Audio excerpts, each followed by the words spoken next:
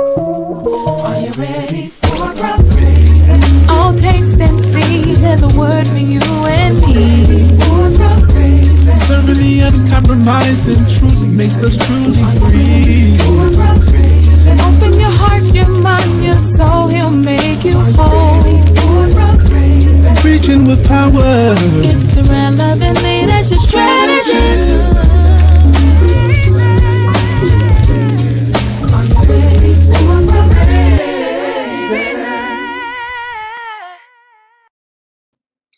Good afternoon. We are back.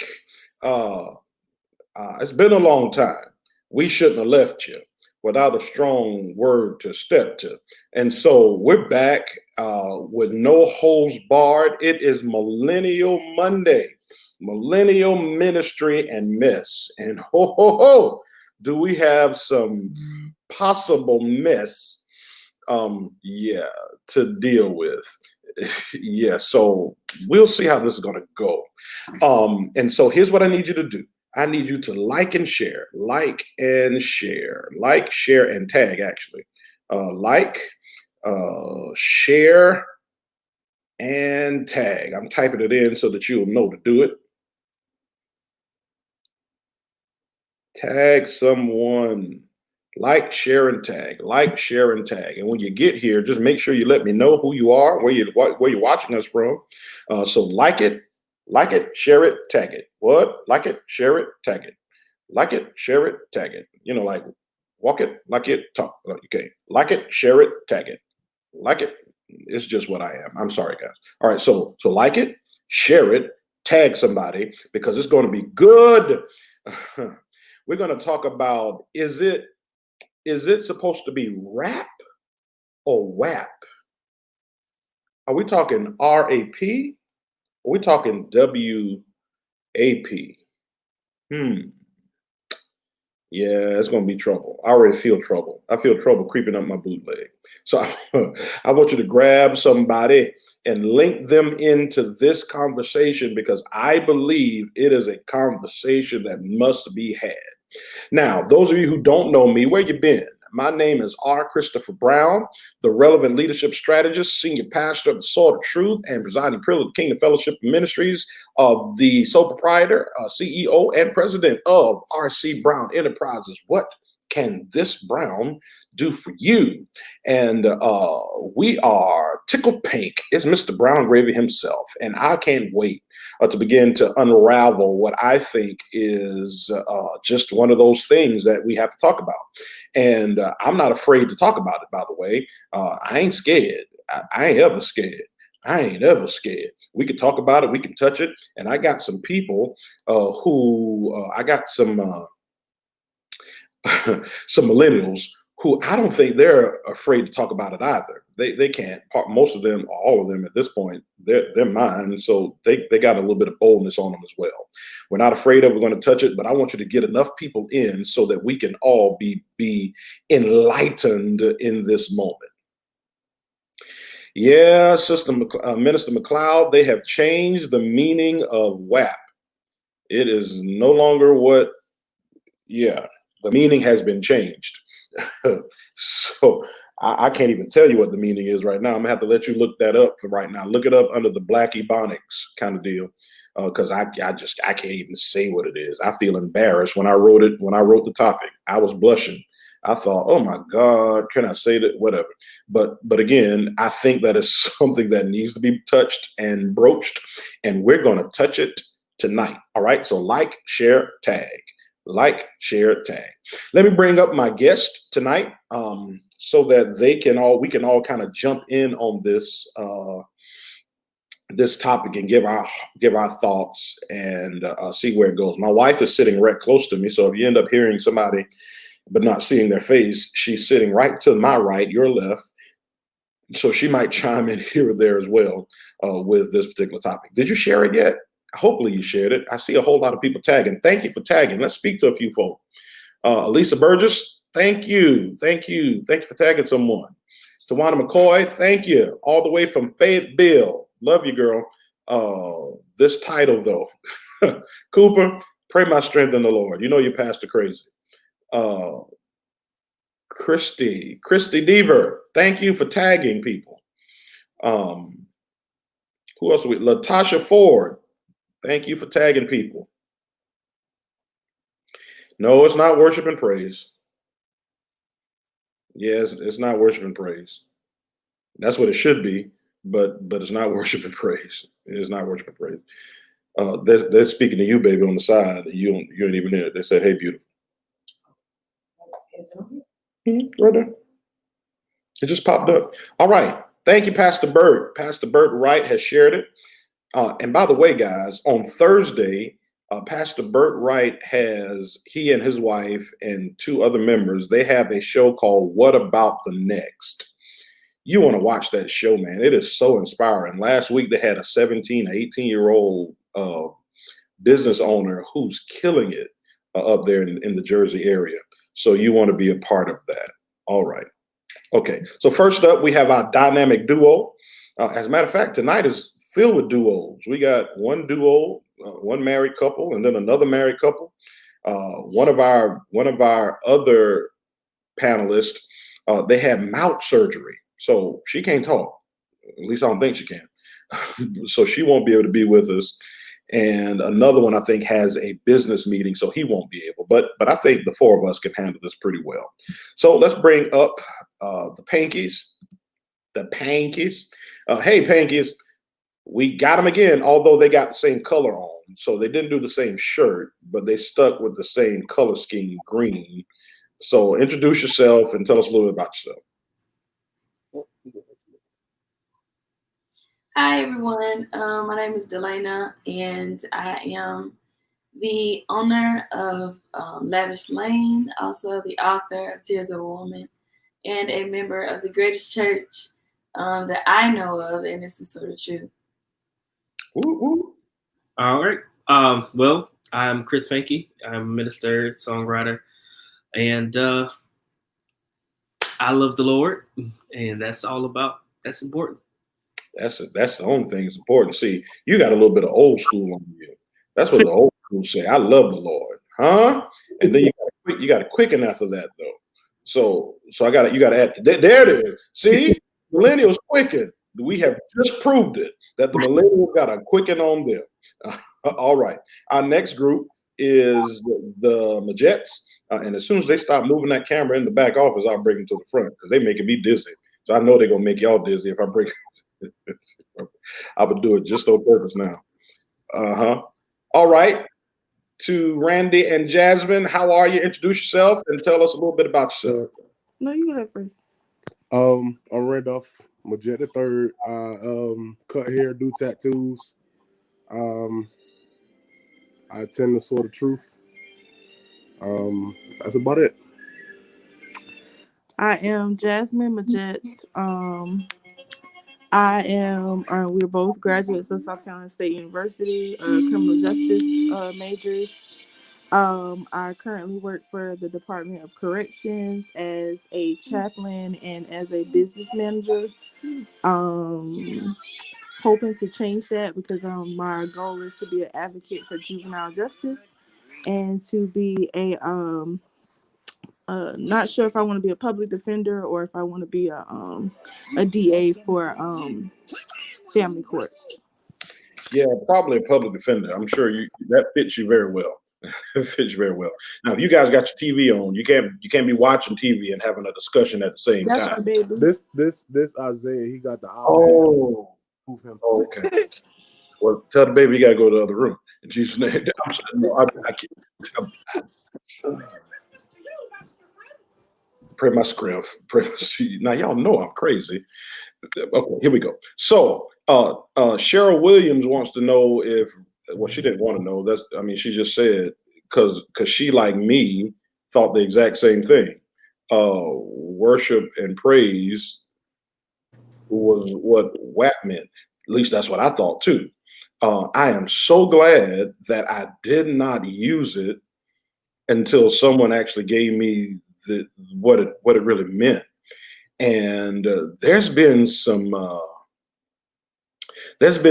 heat that people have been taking about this whole thing. Now, let me give my understanding of it, and then I want you all to kind of just,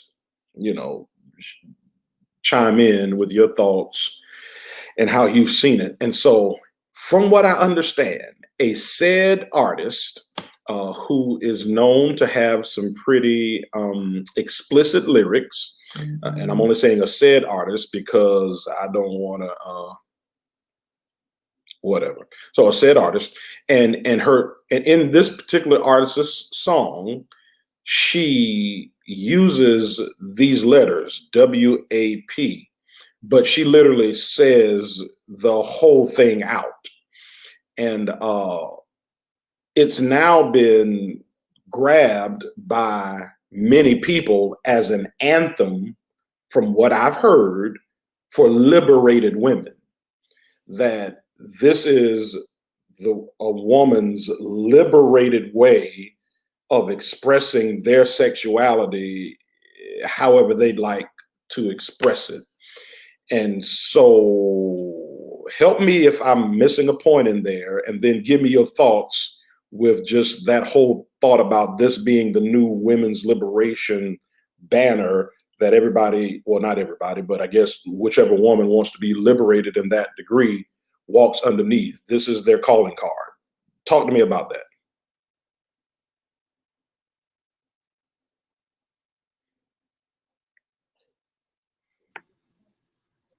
I guess I'll go first. I hadn't actually seen the music video until today, because I just wasn't trying to. I don't know. I just wasn't interested, honestly. But so I once you reminded us or informed us of the topic, I was like, let me do some research. So I watched it, and I just it really sheds, for me, I feel like it sheds a lot of light to how vocal and transparent, I guess, our generations has become. Because I feel like, back in the days, they talked about sexual stuff in music, but you had to kind of, it was coded, and now it's not. And as far as it being an anthem for women, like, I think, what? You know what I'm saying? I'm trying to be professional. But I think that it is very, for me, listening to the song, talking about the power of the, private, you know what I'm saying? And how it affects, or like what you can get from that. Like, I just think that is very negative. And I think women who want to be defined or let that be an anthem for them, they need to do a self-evaluation, and like a self-esteem check. Because for me, I don't think that's a good representation of how you can get what you can get. That's just my opinion. Mm-hmm. I'm almost afraid to even talk about it.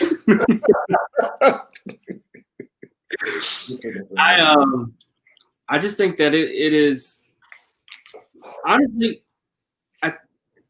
I'm afraid of where we are going as a generation when that literally becomes a banner for women. And then let's put it in perspective, sisters. You get what I'm saying? Because it was created by a sister. And now that becomes the banner, the waving banner that many people, even though you may not feel that way, many people may just kind of look at you like, oh, she might have that WAP. You know what I'm saying? So it's almost like like I said, I'm just. Oh my God! I'm sorry. Go, sir. No, go. Yes, sir. I'm just like this. You're good. Like the generation that we're in, it's again, like Delana said, is like everything used to be kind of coded, and now there's no need to decode anything because it's just blatantly out there. But I'm afraid of where it's going, and I see you got like rap is it rap or WAP? I started thinking about, dang, what happened to the time where, you know, you could talk when music was literally based off things that were, you know what I'm saying? It had content, it had substance. And I feel like something like this isn't good for rap. You get what I'm saying? It's just the fact that, I was just about to say that. I was literally about to say that. It's the fact that sex sells.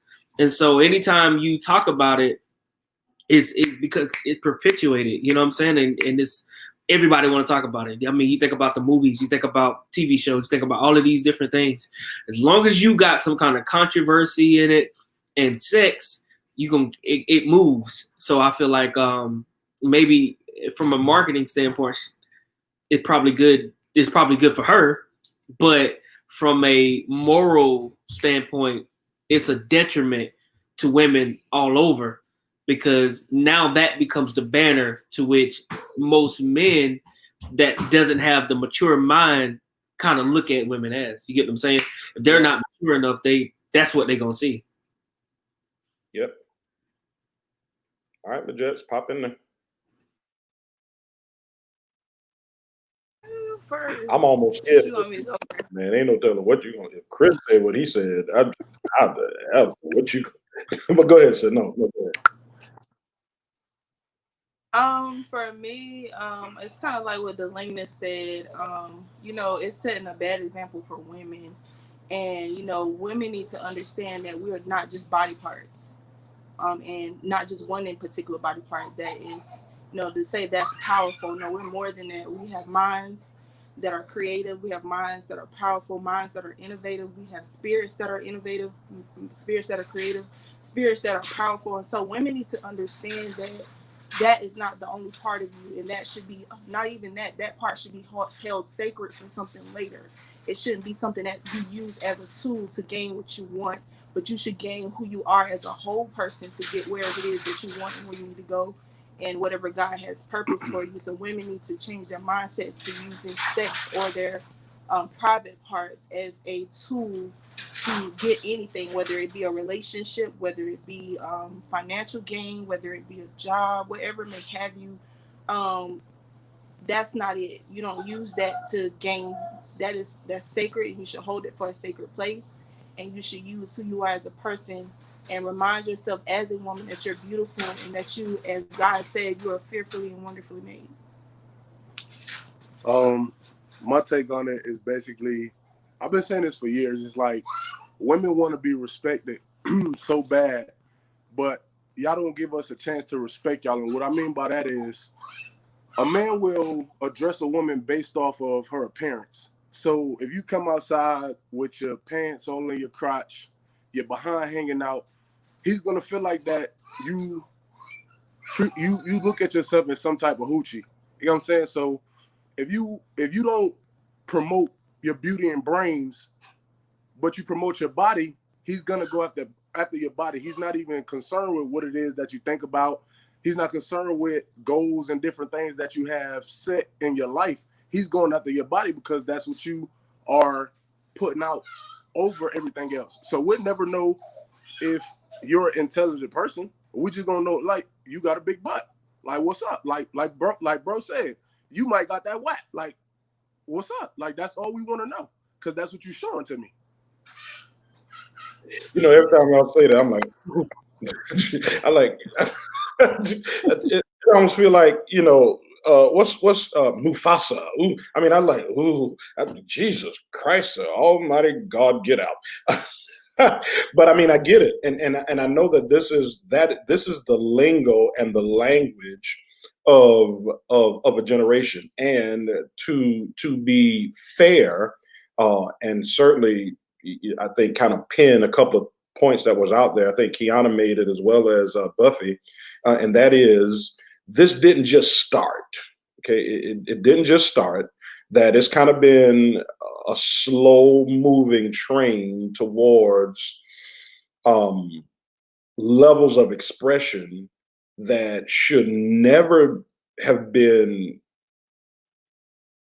stated openly, you know, such as that. If we're talking about, you know, respect me, but then you use language that would disrespect you, then it's almost as if you are counterproductive in your stance. I can't ask for respect. And I think Man said it. He just said it a little different than me. You can't keep asking for respect and then wearing disrespect. That is wearing it by your language, wearing it with your clothing. I mean, all of those kind of things. And I'm not going to try I'm not going to go down the whole line of clothing because, people can wear what they want to wear. But I think that there's a way that you can put on clothes that show off your shape or showcase, not show off, showcase your shape. You worked hard, you worked out, you kept a flat stomach. That ain't my testimony. And so, that's a part of, your makeup, your beauty. You put on a dress and it's like, bam, but that dress can be fitting yet respectable. You know what I mean? It could have a fit to it and then be respectable. So I'm not necessarily coming for, wear all things loose. No, I'm not saying that. I think you can wear, you can wear it very, very close as much as you want, as long as it has taste to it. You see what I mean? So I can't ask for respect and then walk down the road of disrespect. And here's the problem. I'd like to get you all's thought on it. Maybe they don't see that as being disrespectful. Because again, the way I heard it presented was, this is a liberated woman's anthem, and we should be free to say this just like anybody else. Now, let me say, they're talking about being free just like men. So the men had something that they used to use called the magic stick. I got the magic stick. I mean, I remember that.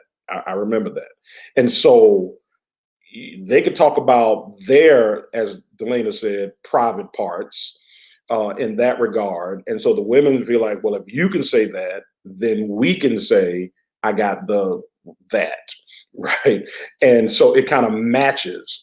I don't think the magic stick was right because, again, you are highlighting sexuality and perverting it from it being everything that God intended for it to be from the very beginning. And so now you have people stepping into situations with an expectation that sex was never supposed to feel.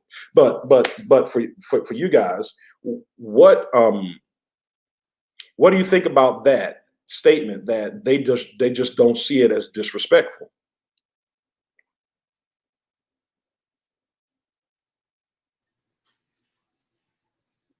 I think it goes back to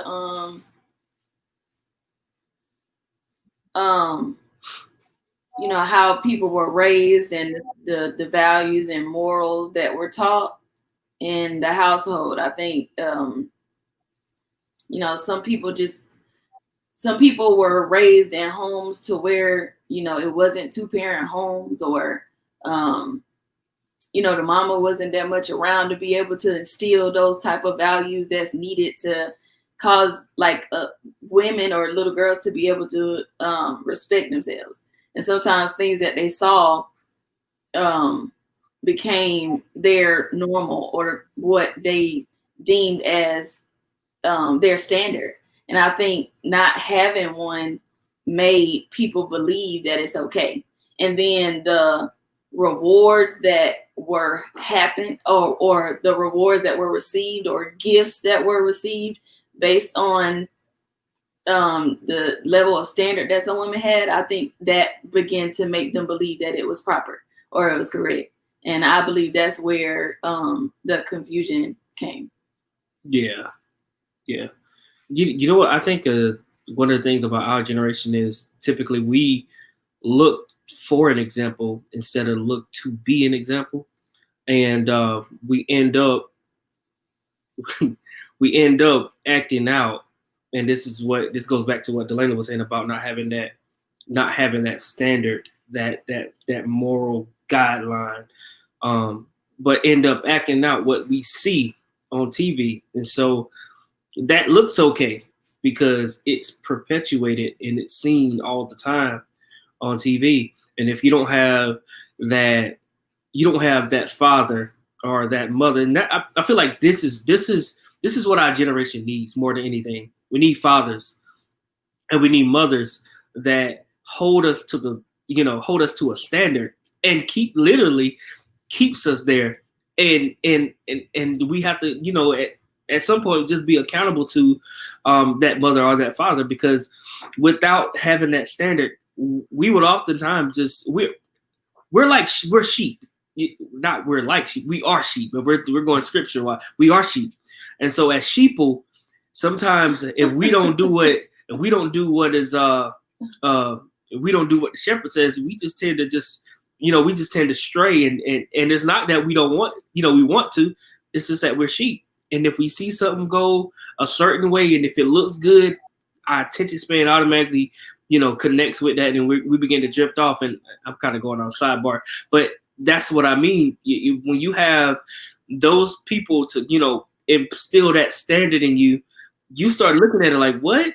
Now that's disrespect, because see, in her eyes that's disrespect, but in Bone Chica eyes, yes, honey, you know what I'm saying? She with it because that fits her moral standard, that fits where she is, and without having somebody. Do it again. Yes, honey. Yes, honey. But literally that fits. And so it's not nothing wrong with it. It's nothing wrong with it because it's trendy. Because if it looks good on TV, then obviously it got to look good on me. If they doing it on TV, it must be okay. And that's not what we're doing. Because just because Spider-Man jumping from building to building, I tell my son all the time, you're not Spider-Man. You can't jump off this chair just because it look cool. You can't do what these superheroes doing because it look cool, because you'll get hurt. And that's what end up happening. We end up following trends, and because it looks cool, and in the end, we end up getting hurt. We end up getting into things and looking certain ways. And now you would have had a man that's respectable, but because he's a respectable guy, he gonna look at you like a low quality woman. And no high quality guy wants to deal with a low quality woman. That's all I got. So, man, listen, both of y'all said so much, and I'm like, wait a minute, which point do I grab first, and just accentuate? My son, at one point, he thought he was Spider-Man. Literally thought he was Spider-Man. We were at a hotel. I'll never forget it. My wife and I was at a hotel, and we had, and yeah, there's still proof that he tried to be Spider-Man. So he said that he was going to do like Spider-Man and throw his web and connect to, I don't know what his web was connected to, and swing from one side of the bed to the dresser to the other bed. Okay. I told him, just because Spider-Man does it does not mean you can do it. It was entertainment and it's not real. He said he can. He threw his web and jumped, and all his head hit that dresser, like every piece of it, like kissed that dresser. And I laughed. He was hurt, but I laughed. I mean, I laughed. I pray my strength. Now my wife was screaming and all worried. I was laughing because I said to him, I guess you now had to see that one size doesn't fit all. Just because they say one size fit all doesn't mean one size fit all. There is some things that are simply entertainment. And if you try it, as you just said, you're going to get hurt. Where they get to have stunt doubles, and I think it's called CIG. So they get to have, animations and all those kind of things and walk away with no hurt. You walk away with all the hurt, because in the case of this particular young lady, she already got a good amount of money. So she ain't looking to try to get a job, because she already got a good bit of money based upon what else, and she already got a man, I guess. So I mean, she ain't looking to get that. So she got all of that. Now you go out there saying that you ain't gonna get a job, and you're not gonna get A man. Well, I mean, you may get a man. Okay, I'm trying to censor what I want to say right here because let me show you. My wife found a picture. This is a Spider-Man picture. You see that? Yep.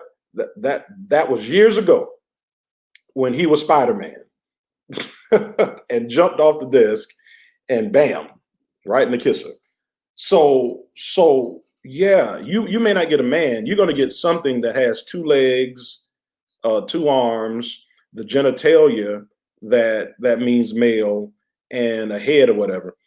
But maybe not necessarily man. So you got to think about that and use that as okay. That's music, that's entertainment, but that's not something that I need to embody and do. As Chris said, how'd you do that? Don't do it. Okay, right. Okay, no. So Chris need to do it. Yeah, I can't do it right. You ain't got to do it no more, son. All right, so Majets, go ahead. Go ahead. Yeah, Dad, you kind of touched on my point. What I was about to say as far as that goes, they don't understand that it's a status difference. So what I mean by that is, like you said, they're already, accomplished in different things in life that they wanted to do, different aspects of life that they wanted to pursue. And it's like, yeah, you out here getting recorded doing the same thing that they're doing. They're getting paid. You getting called whole tramp and all type of other things because you want to go out here and do, I'm gonna put this in the acronym, BHHS. Yeah.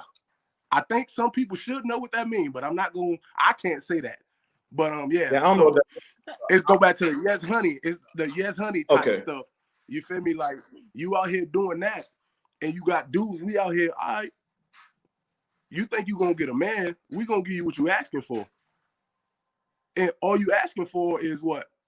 A couple dollars. We don't want a relationship. You asking for money so I can get, I'm trying to be so. I want to be so, but I'm gonna give you this couple dollars. You gonna let me do what I do? Like that's what you're coming off to me as. You feel me? Like, cause you're not Cardi B, you ain't Meg the Stallion. You feel me? And half of them don't look like stallions. They look like dogs that got abandoned. And then they ain't whack. They got dry pap. You feel me? Like, so they're out here promoting. They out here promoting stuff, and they ain't even matching up to the itinerary. You know? So understand your status. Like, you're not on that level. And I'm not saying that what they're doing is, all fine and dandy, because I wouldn't let my wife get up twerking. Yeah, she got me. I might have to take her big toe off. Like, no, we're not doing that. My big toe. But yeah, like I can just keep going on and on. I'm gonna be quiet. Ladies and gentlemen, I do not incriminate me for the things certain people are saying on this live. None of this is rehearsed. I don't know what they're gonna say. And I feel like wanting to pass out just now. I apologize. No, I mean that well, it's out there now. It's out there now. But he sound. I mean, it's stuff that I say. You know it. I go there too. So I get it. Go ahead, Jasmine. What was the question? I done got lost. Yeah, I don't know. I'm done. I'm so done. I don't know. I don't know what I said. I can't remember. Me neither. He has thrown me all the way off. So I got a comment. Can I make a comment? I think one of the things that I try to factor. I think the song is very degrading and everything. Like, it's very negative. But I don't know their ages, but I know that they're still kind of young too. And I think they became celebrities young. And so, it's still like you combating that mentality of like, you can't tell me nothing. Number one, young people already think they're invincible because they ain't really went through nothing yet. And then two, I'm already established.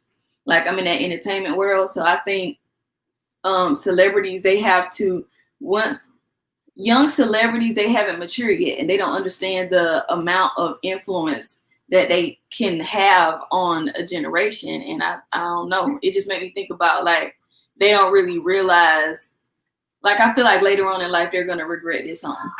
You know what I'm saying? Like, I think that's the type of song because they didn't really realize how many like young girls that it'll have an effect on, and you know, it just made me think of all of that. So That's the industry, though. I mean, that's a systematic thing, right? But being young though, too, I think it kind of plays a major part on like I can do what I want. I can say what I want to say. Like, this is how I'm feeling. I don't care who it affects. Got it. Yeah. It just kind of goes back to the demoralization of the world. Like, back when hip hop was meaningful or it had like standards to it, you had Queen Latifah saying UNITY, and then I ain't gonna finish what she's saying, but that song had a standard for women that no, we're not called these names. No, we stand together. No, we have a standard. But now women are, instead of using their platforms or their gifts per se, they have turned their gifts into trash instead of turning their gifts to uplift people and to promote something that's positive and just to, as she said, for unity. So it's just showing, even with going back to the past things that we talked about with cursing and everything, it's just people have really demoralized and watered down their standards of life, and set aside from even being a Christian, just in life, period. People have just lowered their standards. Like, standards are not high anymore. People will do anything for anything. Nobody stands up for nothing. Nobody has a strong platform. You have very few and far people in between that on a consistent basis stand for something. And until something really happens, like a George Floyd or a Breonna Taylor or a significant event, then everybody has a voice. But where are the voices when things need to be stood for in a light of moralization? Yeah, I mean, I'm thinking about, and you brought up hip hop, and you know how it kind of began and its flow and what it was about then. And back then, I mean, they used to tell stories about current events. They used to speak out about police brutality and injustice. They talked about political. They had political stances. I mean, you know, just feel good music. I mean, Summertime. That's an endless song. Jazzy Jeff and the Fresh Prince. They made that song years ago. I think I was a teenager. Was I a teenager then? I might have been a teenager.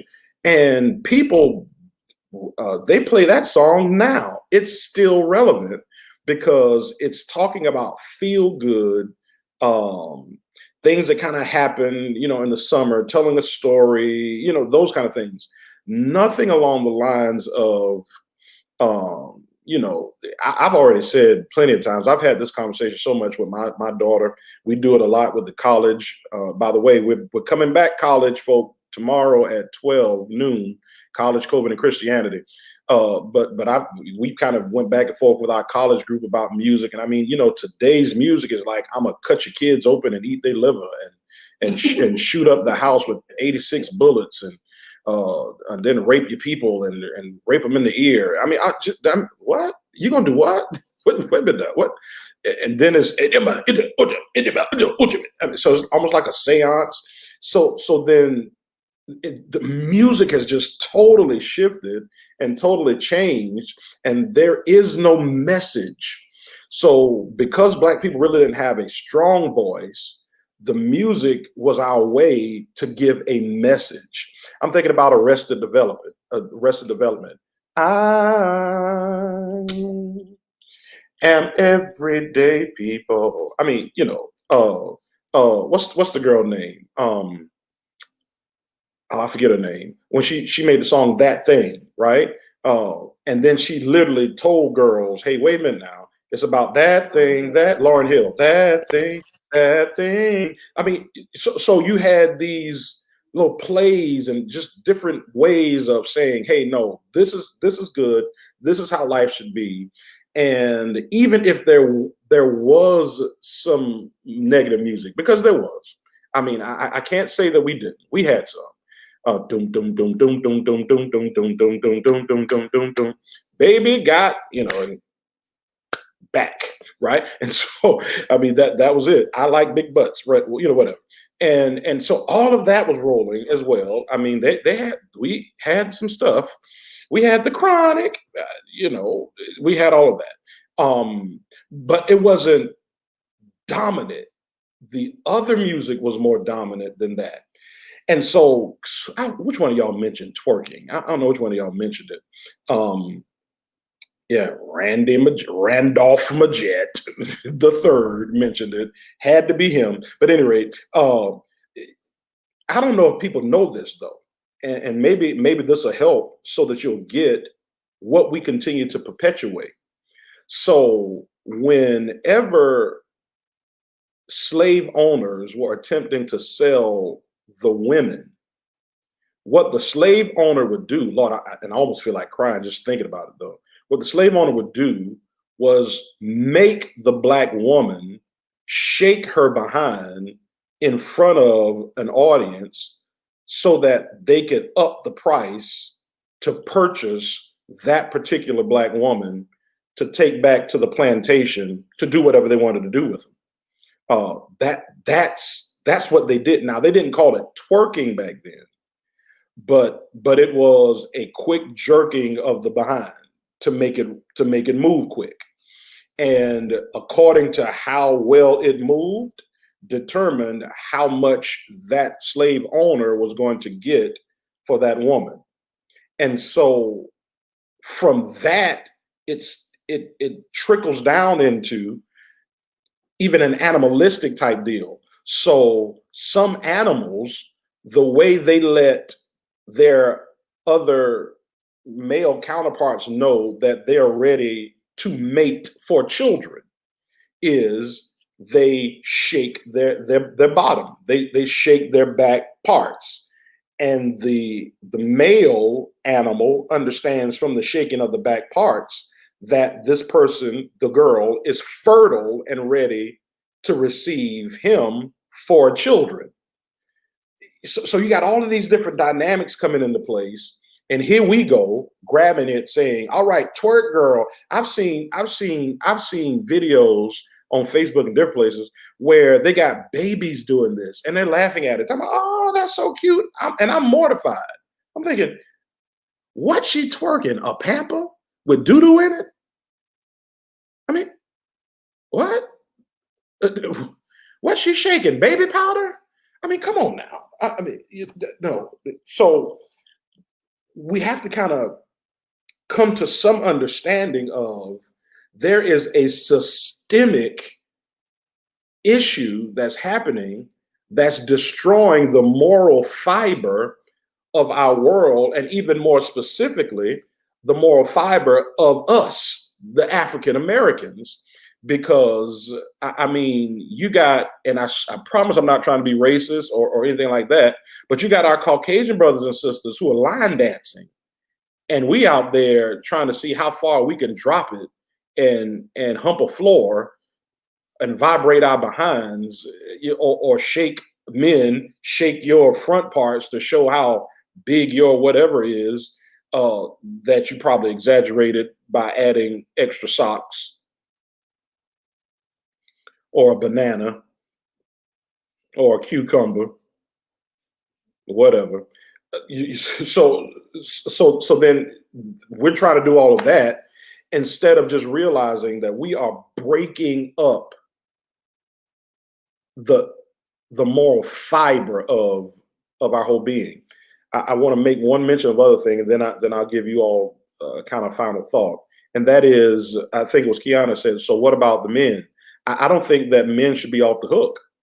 I think that we also should not say certain things and do certain things and talk a certain way about our anatomy. I just don't think, because again, we're moving those pieces, those apparatuses, those things that God gave us, and perverting their use. Is there pleasure? Yes. But that pleasure is connected to a work, and it's a work of multiply, be fruitful, multiply, replenish the earth, that kind of deal. It's the work of a covenantal relationship developing family. But it's not about just willy-nilly, fling it wherever. And so if the brothers won't make a stand and say, no, I don't want y'all to say that. Instead of, because we all lining up now, not me, but I mean, some of the guys, now that this song is out, they gon' run to the club with, kind of. So if we keep saying, all right, girl, that's it. Ooh, I want the girl with the whatever. I almost said it, and I know I would have been mortified. I'd have just ended the live broadcast right now. Yeah, I want the one with that. Okay, so you keep saying that that's what you want, and then on the next breath saying, well, you're acting like a whore, but you're asking for the whore and then telling the person not to be a whore, which means we have an issue with what we actually want, which means we're confused within ourselves about desire. So we can't just put it all on the woman when the man has, if not much, if not all responsibility in allowing for some of that to be. Because trust me, if she would have put that out and we said nothing, then it would have dropped. It wouldn't have went anywhere. I mean, it would have just been like, okay, nothing would have taken place. But we promoted it and we pushed it and we said, yes, that's what we want. But ladies, let me help you real quick. Let me help you. Then I'm gonna give these millennials a last say. Don't you let these people fool you. I always think about the Jay-Z thing. When Jay-Z was first coming up, Jigga what? Jigga who? The Jay-Z fella, right? When he was coming up, I mean, he had the fat chains and all that stuff, and his rap was whatever. And he was this hood dude until he ran into Beyonce. And when he hit up with Beyonce, Queen B, his whole demeanor changed. He was no longer the hood guy. He started wearing suits and ties and became corporate and business minded. And so the person that he once was rapping about the street, whatever, didn't get the time of day. But the one that he wanted to marry, he changed his whole apparel because of the standards that she may have had prior to whatever, with her family and those people. Men will only marry and stay with and committed to a woman that's a woman or a lady indeed. If you get them with your behind, you're going to have to keep them with your behind. And you got to remember, there's going to be some time when your behind ain't working. I hope you understand what I'm saying there. And so during your out of order behind, if they ain't happy during that 7-day period, you in trouble because you got them with your behind. Now you got to keep them with your behind. And that's not what should be the selling point for you, because you're going to get old and that butterfly tattoo going to become a moth.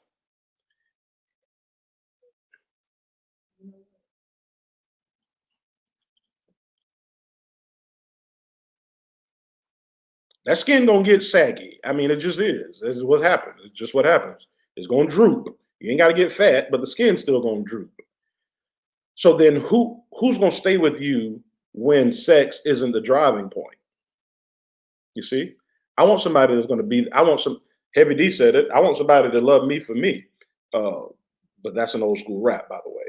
So you gotta think about that. How you get them is how you gotta try to keep them.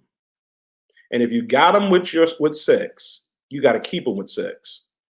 But if you got them with the essence of who you are, then that means you can keep them with the essence of who you are and nothing else. My opinion on this, as I let the rest of these young people talk, is I think it's very degrading. Just like I think when men say things about their parts, it's degrading. I think that it speaks to something deeper than just, oh, we having fun. There's a way to have fun. I laugh all the time. without having to have anything like that being presented to me. And if you want a certain kind of life, you got to put out a certain kind of vibe. You can't be angry if you keep putting doo doo on your doorstep and always attracting flies. That's nobody's fault but yours. The package that you put for an invitation was defecation. That's why you keep receiving maggots and flies. But if you want a man, then you need a different kind of package and be okay with having that as the invitation and nothing else. All right. So, Majets, I'm going to pull you all to the front to give you guys an opportunity to have the last say. It could be about what we spoke today. It could be about something that's just kind of on your heart now, or something that we spoke about in the past. But we'll pull you to the front, and don't kill them though. You go first. So my closing thought will be, it is about a topic. I just really want to express the point of fact that, ladies, you just really need to keep in mind what it is that you're presenting yourself as, because like I stated, we as men, we address things the way that we see things. And it was a cliche that used to go around that says, well, I'm gonna put a bug in her ear. So that means I'm gonna say something to her based off of the way that I feel like, like I should have addressed her based off of what she had on her appearance. I'm gonna put that bug in her ear. And when the bug is in your ear, it continues to aggravate your ear until you like bring some attention to it by like either fanning at it or like just getting rid of it completely. But with the word aspect, it tampers with your mind. So you actually see what it is that he said before it actually happens. So if he's saying something sexual to you based off of how you're dressed, like with that bug being in your ear, it's like you may act on it, you may not act on it. But my whole point of that is just keep yourself cleaned up, like, or hold yourself to a standard, and don't give a person that opportunity to come at you as something that you're not. You feel me? So if you want to be looked at as the young, smart, beautiful woman that you are, then present yourself as such. Because honestly, Meg Thee Stallion, I believe she has degrees, if I'm not mistaken. But nobody would know that because she out here twerking on, every camera that she get in front of. So just keep that in mind when you out here, wanting to do BHHS stuff. Keep that in mind, and just clean up your dress and hold your stuff to a better standard than what it is that you've been doing. If you feel like your approach and who you are is not getting paid any attention to, or you're not getting the correct attention that you think you deserve, maybe try to change your appearance. And I'm not giving the fellas, like a passing card, because that's a whole nother subject that I can get on. But yeah, these closing remarks. But ladies, do that. And this kind of goes back to what I said before, making yourself whole. Like Bishop said, it's deeper than just a comment. Because as a woman, if you see yourself as that's all that you present yourself as, then you need to really do, like Sister Pinky said earlier, you need to do some self-evaluation, and that is essential to a woman and a man developing, period. Definitely, look inside yourself if there needs to be healing. I had to take time for myself, and still is, to heal properly and to really find myself as a woman, and so that I could proceed and be who God has fully called me to be. So life is not all about your body parts or what it presents itself as. And Bishop mentioned something about slavery, and it brought back to my mind. Everybody on here should definitely Google Sarah Bartman. Um, you know, the world fantasizes over a huge voluptuous body, which is nothing wrong with that. Those bodies should be celebrated. You should celebrate yourself, but it's a way to celebrate yourself, and it's a way to properly and respectfully, as Bishop said earlier, to show off your body parts if that's what you want to do. And you don't have to be so flashy and flamboyant about it, but do it tastefully, because again, when you do that, it shows that there are more deeper rooted issues than I'm just wearing this or I'm just saying this. No, you really need to go find yourself, self-evaluate, and heal, or do whatever it is that you need to do to make yourself whole.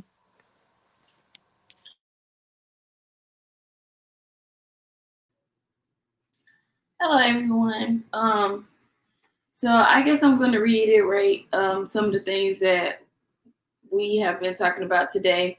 Shameless plug, in my book, Tears of a Woman, I talk about this thing specifically. I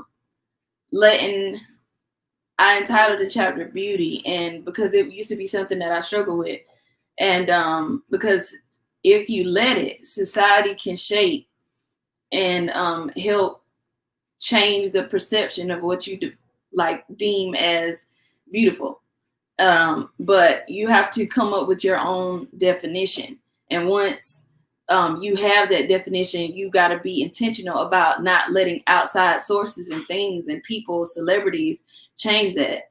And so I just want to speak to some young lady and just let you know that don't let the world define who you are. Your self-esteem can't be based upon society's definition. You have to get to a place to where you come up with your own. And so I just want to put out a request as well. Once you get yourself together, I hear a lot of people say that a village helps raise the child. And so even if you don't have a daughter of your own, if you have other nieces or younger cousins, I need you to reach out to them as well and to help instill in them the values that they so that they can become and exemplify women that we will be proud of, and that will help to promote Black women, all women in our generation, and so that the norm can be more of, when things like this happen in society, they can, it'll be more people saying that it's wrong than going along with the right. And so that'll be, more abnormal. So just take some time and help mentor some other young lady. Yeah, I completely agree with that. I also just want to, I guess, just admonish some of you guys to remember that if you don't see the standard in your house, in your home, remember you can go looking. You can look for the type of standard. The Bible speaks about mocking the perfect man, not the perfect man who does everything right, but that man that's making decisions. Not that man is not gender specific, but you're mocking that person to, because you want to be as that person. You know what I'm saying? That you want to be, you want to mock the person that's doing right. And if most of us know that some of that stuff we see on TV, we would never say it in front of our kids. We won't do it in front of our kids. And if that's your truth, and if that's how you feel, then you know that you probably don't need to promote it. I just want to,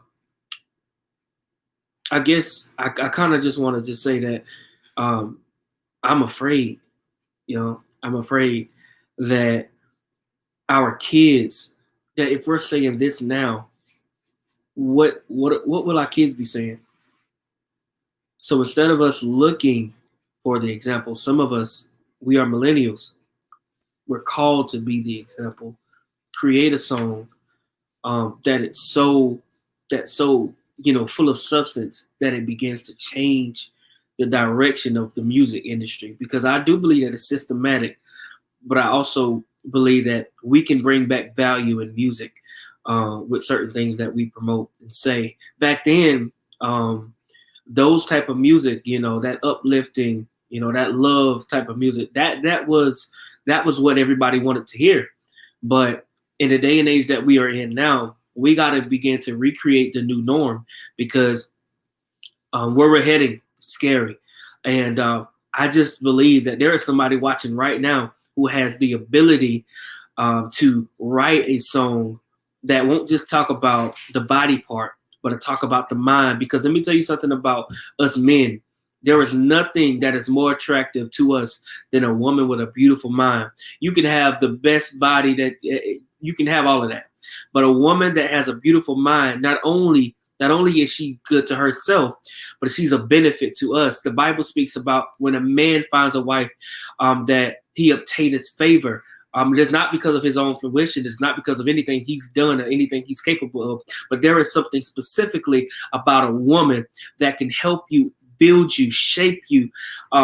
Because in reality, and I get what Kiana was saying. Men aren't as responsible. We don't take accountability. And I do agree, but there are a lot of things that happen in this world. And there are a lot of things that happen with African women that led certain things in Civil War movements, that certain things just had to happen by women because they were just so good at what they do. That's why we cannot forget about the mind of women, because that's your power. That's the power of a woman. The power of her mind is not the power of a pea. You understand what I'm saying? So I love y'all. And I appreciate you guys, and tune in for next week for sure. The power of a woman is not the power of the pea. Yeah, y'all were raw tonight, man. Y'all, I'm usually the raw one, but y'all came out the gate. Well, the men did. Randy and Chris, you all won the Come Out the Gate award tonight because y'all just came straight out the gate. I'm still trying to figure out what that acronym was that Randy said, but don't tell me yet. We'll talk about it off camera. We'll talk about it off camera. I can already tell by your wife's eyes, like, no, you don't want to know, Bishop. I probably don't want to know. I think that this is a great, great topic. Next week, I'm not quite sure all of what we're going to talk about.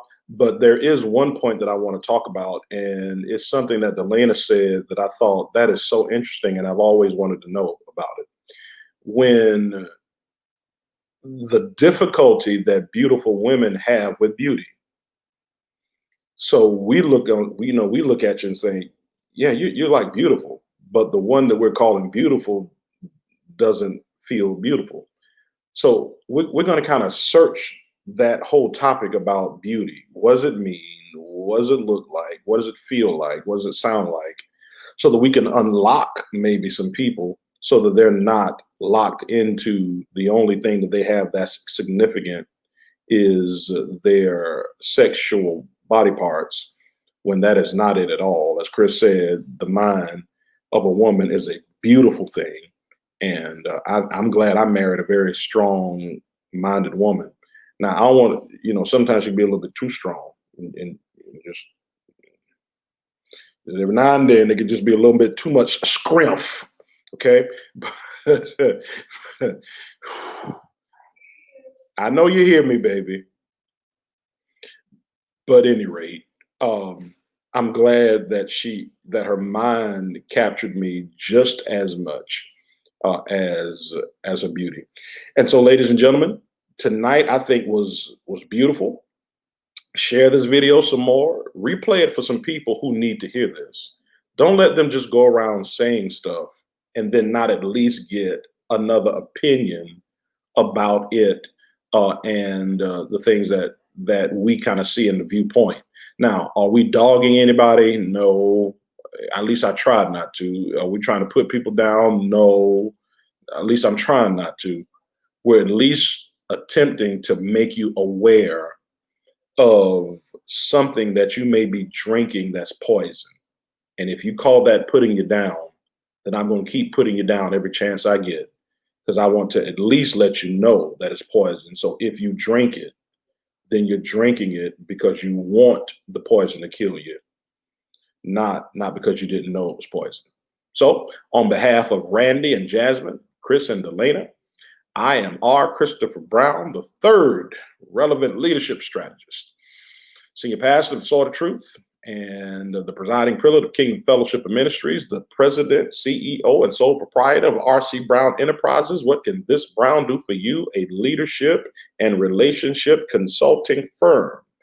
And we know how to make pain pay at that particular place. Look us up. We can help you out. And each one of these people are beautiful people. And we can't wait to see you again next Monday. Now, remember, those of you who are rolling with us for the week at 6 p.m. all this week, we're going to stop and pray. Whether it's a 2-minute prayer, 1-minute prayer, 30-second prayer, 5-minute prayer, 30-minute prayer, 1 hour, 6 p.m. every day this week, stop and pray. Drop everything and pray. Having said that, we'll see you all next week for Millennial Ministry and Miss. Oh, Wholesome Retreat. Yeah, don't forget, we got Wholesome Retreat. Thank you, baby. Wholesome Retreat is next in October. And oh, guess what? It's a virtual experience. So Wholesome Retreat is totally virtual. Now, I don't know how to feel about that because I like going to the beach. But I don't know. Corona done caught the beach. Yeah, so I might go down there and just be in the room and listen to the water. I don't know. I'm gonna figure that part out. But it's a virtual experience for Wholesome Retreat this year, and it's going to be incredible. The theme is PPE. You know I had to play with it, right? PPE, personal protection equipment. That ain't what it stands for. Just keep listening for the PPE for Wholesome Retreat this year, a total virtual experience, October the 15th through the 17th. Go ahead and enroll. It's going to be big. All right. Now I'm really going this time. Till next week. Peace.